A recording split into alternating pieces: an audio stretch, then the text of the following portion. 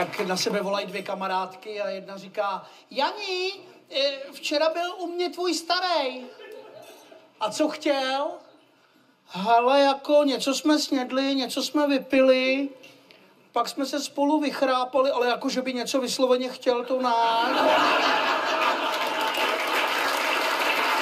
Potkají se dva kamarádi na ulici a jeden je úplně na plech, ožralej 11. ledna.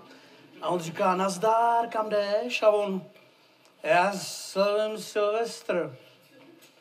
Říká, teď je 11. ledna. No, ještě ty mě zdržuj, ty vole.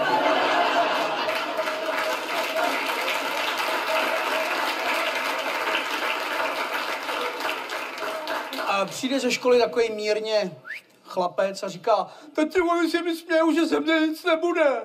A říká, ale prosím tě, neboj se, tvůj dědek je řezník, já jsem řezník, ty budeš taky řezník. Zítra tě vemu k nám do práce, abys viděl, jak to vypadá. A tak ho veme do toho masokombinátu a říká, tak hele, tohle je nová švýcarská linka, takhle zezadu se strčí vůl a vepředu vypadne bůřt.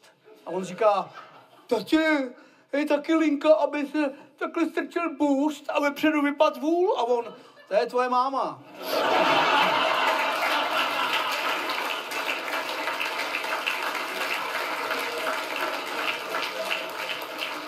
No, přijde takovýhle podobný chlapec do cukrárny a já chci zmrzlinu. A chceš jeden kopeček nebo dva? To je jedno, mě to stejně spadne. Ale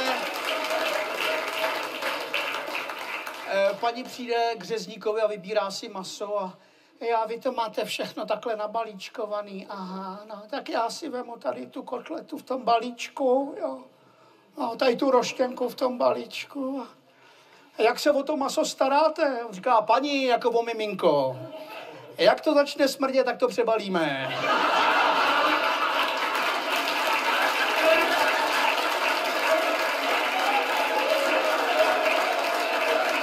Táta říká malýmu klukovi, zítra se ti narodí brácha, tak ať to vidíš, tak tě vemu k porodu. Chlapeček vykulenej, táta ho tam přitáhne a teď chlapeček kouká, a teď hlavička. Porodník vytáhne mimino, takhle ho veme, plácne ho, mimino začne brečet a ten kluk kouká a říká, ještě mu dej jednu přes držku, ať tam příště neleze.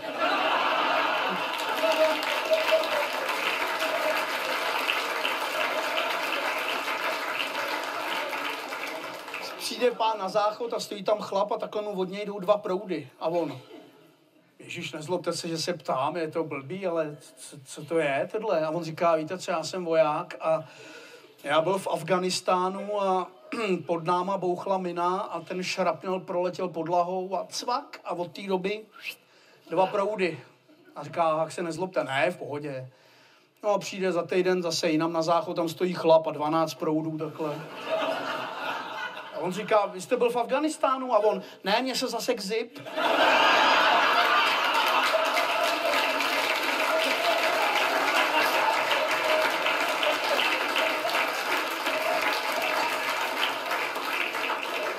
Protože tady byla scháňka po mysliveckých fórech, tak myslivec přijde do hospody a říká, dejte mi panáka, to je průšvih, to je strašný, co se stalo, to je otřesný. A oni, co se děje?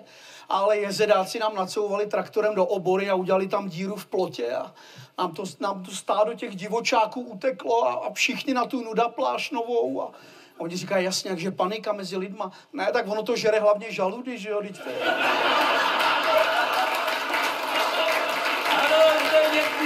Přijde pán do pekárny a říká, prosím vás, máte chleba? A paní, jo, chleba máme 3 prdele. Jo, tak já za chvilku přijdu, nascháno odejde, vrátí se s taškou a tak jeden chleba. Chleba není. A když jste říkala, že ho máte 3 prdele, no to je 6 půlek, to je hned pryč. To je...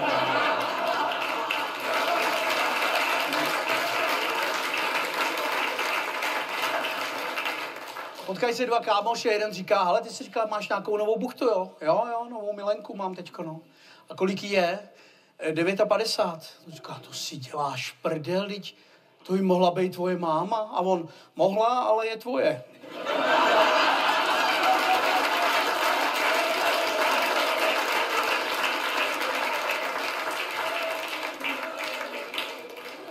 Kluk jede ve vlaku a proti němu sedí holka v minisukni na ostro, čte si knížku a frajer sedí a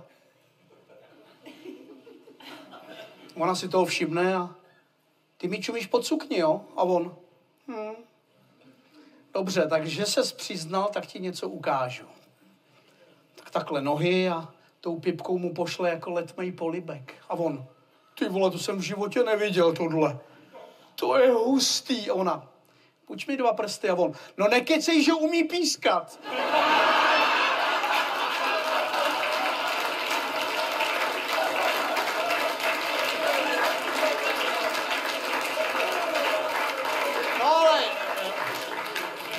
Začali jsme pekařskýma, tak pekařský nakonec. Bohužel teda se zabijou 2 manažeři Coca-Coly v autě a přijdou do nebe. Tam letí anděl a on říká, hele, pojď sem. On přiletí a hele, byl by problém tu modlitbu změnit, že by se neříkalo chléb náš vezdejší, dej nám, ne, ale říkalo by se Coca-Colu naší vezdejší. A on říká, to já nerozhodnu, to musí šéf. No, tak mu zavolej, ne? Tak anděl vyndá mobil a... Šéfe, jak dlouho máme smlouvu s těma pekárnama?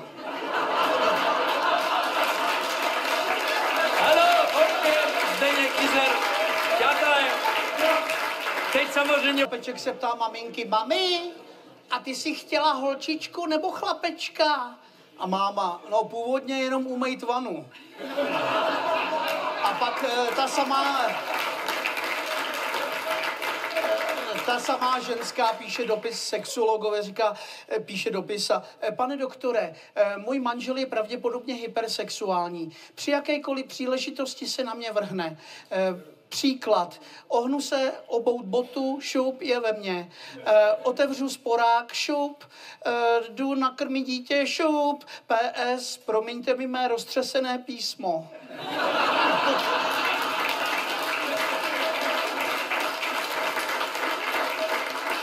Pán přijde na vyšetření, dostane pozvánku od VZP na kolonoskopii a doktor volá do čekárny. Pan Procházk, ale co ten strach v očích? Pojďte dál, není to tak strašný, pojďte. Spuste si kalhoty, tady se mi ohněte o ten stůl, výborně, veme si rukavici, klesí matlá tím gelem a říká, a Staníku, ne, že se u toho vzrušíš a budeš mít erekci. A chlap, já nejsem Staník. A on, já jsem Staník.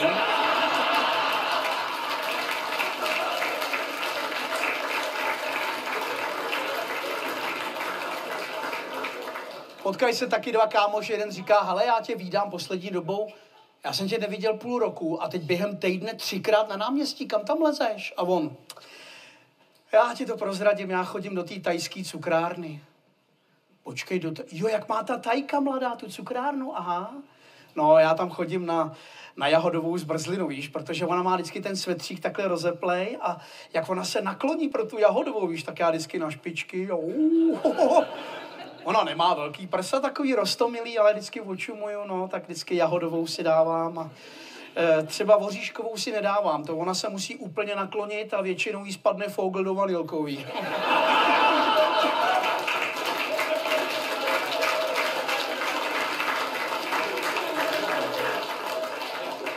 Pán sedí na baru a dopíjí skleničku a už je trošku jako namočený a tam sedí taková dáma s drdůlkem kabelku na klíně a dělá na něj.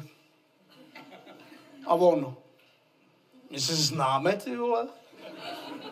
A ona, já mám vaše dítě. A on, jo, ty jsi ta štětka, jak jsme si ji objednali, jak jsme se loučili se Svobodou, jak jsme jí tam na tom kulečníku. A ona, já mám vaše dítě ve třídě, já jsem třídní učitelka.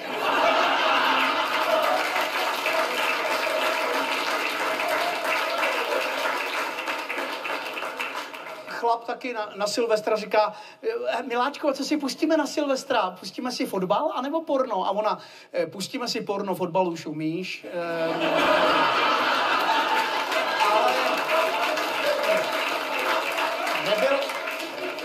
nebyl tady ani jeden ze Slovenska, tak aby jsme nezapomněli na naše bratry a na Bači, tak Bača sedí v salaši a čte si popradský deník a přijde holčička a říká, ocino?